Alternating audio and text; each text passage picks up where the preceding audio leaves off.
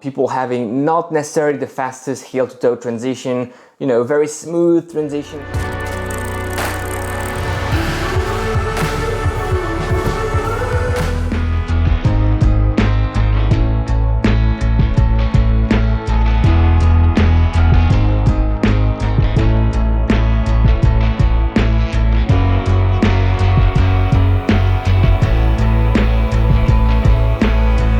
And welcome back on the channel. My name is Alex, and in today's video we are reviewing the Hoka Carbon X3. It is Hoka long distance carbon plated racing shoe that just released in Q1 2022 and that will be included in our Q1 2022 carbon data time. You haven't forget about it, I haven't either. And this will happen in the coming weeks, so stay tuned for that. For those of you new on the channel, welcome. Carbon Data Time is a series of video in which we look at all the carbon plated shoes that released in a given quarter. And so Q1 2022 is due very shortly, so yeah, stay tuned for that. This shoe was sent to me by Hoka. This is the disclaimer, but it's a transparent and honest review as always. First of all, let's look at the specs, and we're looking at 268 grams in my size US 11. This is definitely, among the heaviest carbon plated racing shoes. Heavier than this, you have the Prime X, the Alphafly, which are both very performance oriented and efficient. Is this one as efficient and as performance oriented? I would say no. That's my sort of short answer. Stay tuned for the whole review if you would like to know more. Durometer score, we're looking at 37 on 100, so ranging from 0 to 100, the durometer score, 0 being super soft and 100 being very hard. This is 37. This is for the PROFLY X midsole,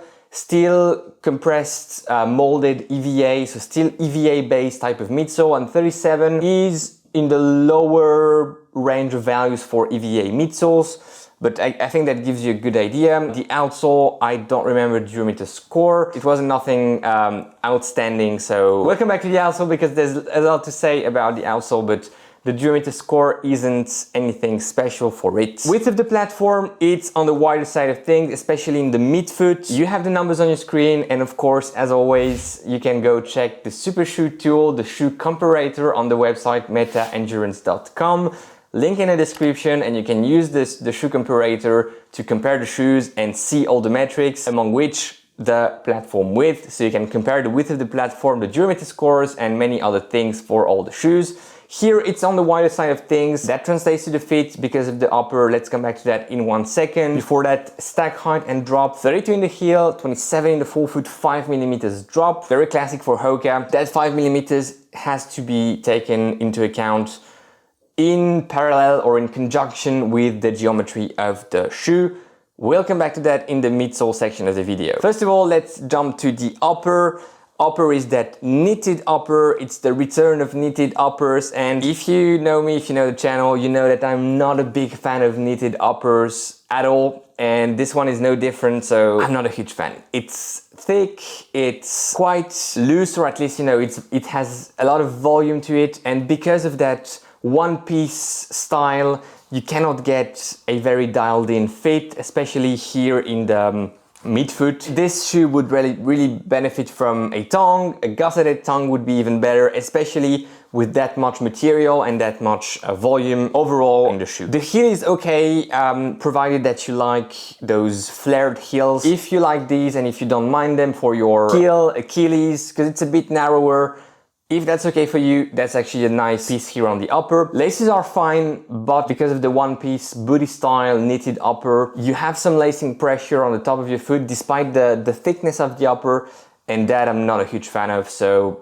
upper isn't really my thing at all. I mean, some people like those knitted uppers, and I think this one will be durable, which is a good thing for uppers. So at least you're covered on that front. Let's jump to the midsole. PROFLY X, new midsole compound from Hoka. It's not a super foam type of compound. It is still EVA based. I believe, maybe injected with something. I'm not sure, to be honest. And if you know, go in the comments and let me know. But still compressed, molded, EVA, so EVA based. And I haven't tried the second version of this shoe. I only have run with the first version, the Carbon X, the OG one in 2019, if I remember well, or 18, 19, 18. Let me know if you remember in the comments. I think this rides very similar to the PROFLY midsole, even on some more recent Hoka shoes. It's maybe a little more dynamic, but that's about it. Not much of a difference, and it's a bummer. It's a bummer because I would expect something a bit more snappy, not necessarily bouncy, but a bit more snappy, a bit more with a bit more responsiveness in the decompression phase of that midsole. This one doesn't have it.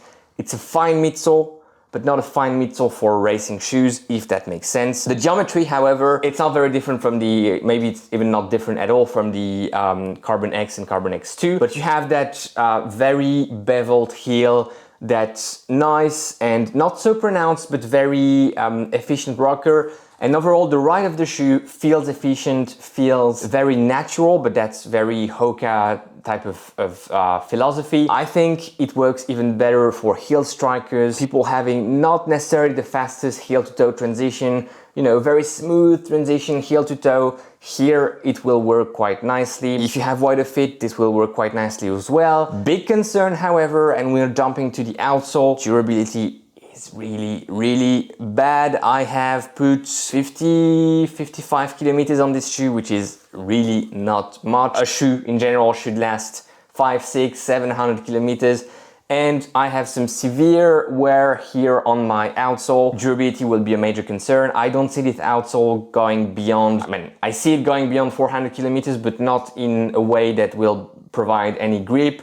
It's not the grippiest outsole at all, you know, as stock. So I don't expect this one to be durable and to be grippy and to be looking good, but that no one really minds. But the durability concern is big here on the outsole, and for that price point, 180 euros, $180, I think Hoka should provide with something, at least, you know, either they cover the durability side, and that's fine, we can forgive them for not having the sexiest foam, or they upgrade the foam and they still try to play with the durability issues later on. But one of the two concerns, issues, drawbacks, call them whatever you want, has to be addressed, and especially at that price point. You know, for a shoe, let's say in the carbon plated shoe at 130, 140 euros dollars, but this is a dream, this doesn't exist. I would be fine with that combo, which is not a bad combo, but not my stuff, first of all. And even for people who like that type of ride experience, I think you can be better off with some other stuff. This is it. I'm being fully transparent, and I hope Hoka people watching this do not mind too much. But, you know, I hope even for them this can be interesting to hear. I'm sure they heard it already, but yeah, adding my little drop to the ocean. I hope you enjoyed this review of the Hoka Carbon X3. How am I gonna use this shoe just to finish here, and how I would recommend people to use this shoe? I don't see this shoe being a racing shoe as such. It's more a long run. Long run is quite pleasant in this shoe. Up tempo works. I even did some 800 meters repeats with this one, or 600 meters. I'm confusing the workouts, the sessions. It was okay, and the main concern there was the upper. But long run, everything, you know, endurance plus tempo type of paces feels nice, especially if you're a heel striker. I'm not sure I'm gonna use this shoe moving forward, to be honest. That said, yeah, that's it. I hope you enjoyed it.